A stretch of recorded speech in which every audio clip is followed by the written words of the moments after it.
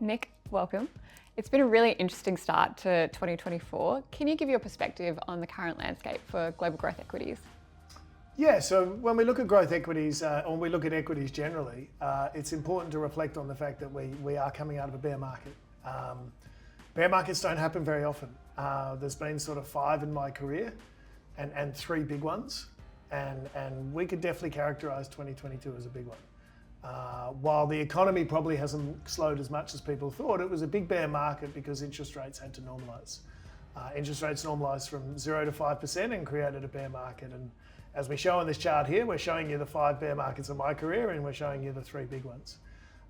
What normally happens after a bear market is you have a period of normality. You've effectively had a big financial adjustment to adjust for, in this case, the normalisation of interest rates. And what generally follows is a long period of calm. And so from our point of view, we think we are going into one of those periods of calm. It's important to flag, again, if you look at the interest rate situation, is interest rates have normalised. This is something that nobody thought was possible. No one thought we'd ever get off the zero bound. No one thought that interest rates could normalise, but seemingly central banks have normalised interest rates from 0% to 5% without collapsing the economy. And that now puts central banks in, honestly, the best position I've seen them in over a decade, where rates have normalised, growth is solid, but not getting away from it. Inflation is reasonably under control and probably going to get more under control. And as we look forward, yes, we don't know what the future holds, but we know that central banks have dry powder to deal with it. They can cut rates to deal with whatever the future holds. So if you're trying to take a 10-year view from here, you can probably take a view of really sound macroeconomics from here. Yes, we don't know what's going to happen geopolitically, but from a macroeconomic sense, most of the big adjustments have happened. And so from our point of view, with interest rates normalised, the economy slowing, but eventually going to bottom sometime this year, this is a really good time to be looking at equities because stocks are going to go back to doing what they always do, which is follow their earnings growth, and earnings growth is prolific. And so that's why we're seeing the markets recover. That's why companies are going back to following earnings, and it really is because this interest rate normalisation process is behind us and the bear market is behind us as well. So do you think we're in a bubble, and how does today differentiate from previous bubbles?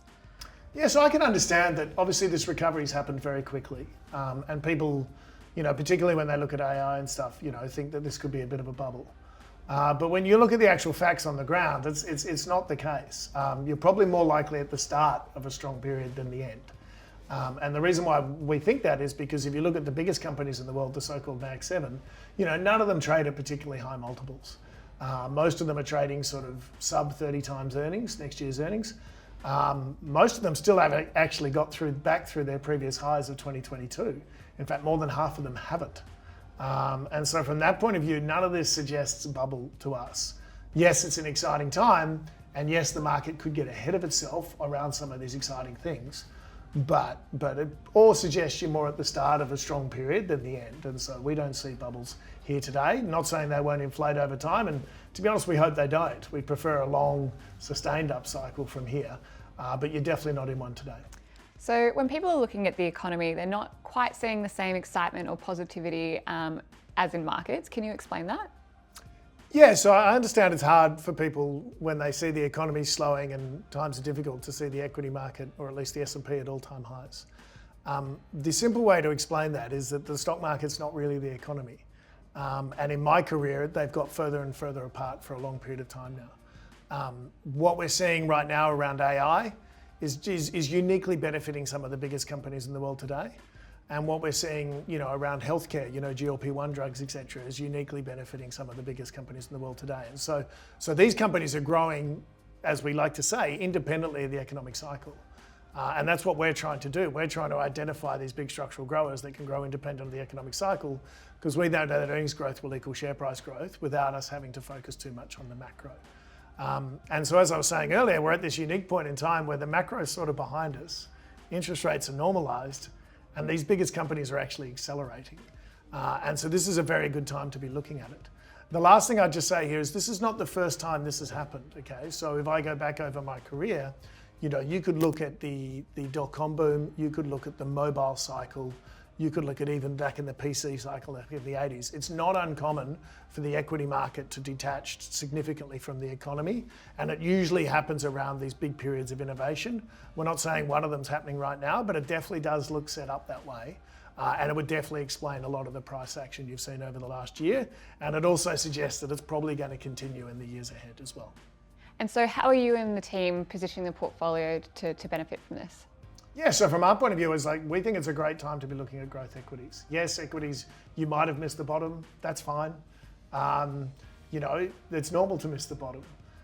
What's important is to think about things over the next 3 to 5 years from here.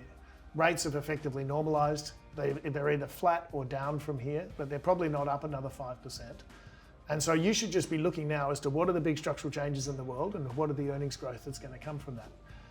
When we look at that, we see, particularly around AI, we see a huge acceleration happening. This is, without doubt, one of the biggest structural changes of our lifetime. This is causing explosive earnings growth in companies like Nvidia, but it's also causing good earnings growth in companies like Amazon, Google, Meta, etc.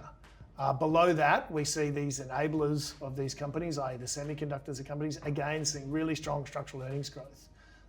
And that structural earnings growth is going to lead to strong structural share price growth. And so from our point of view, it's a really good time to just turn the macro off for a while because it's sort of happened.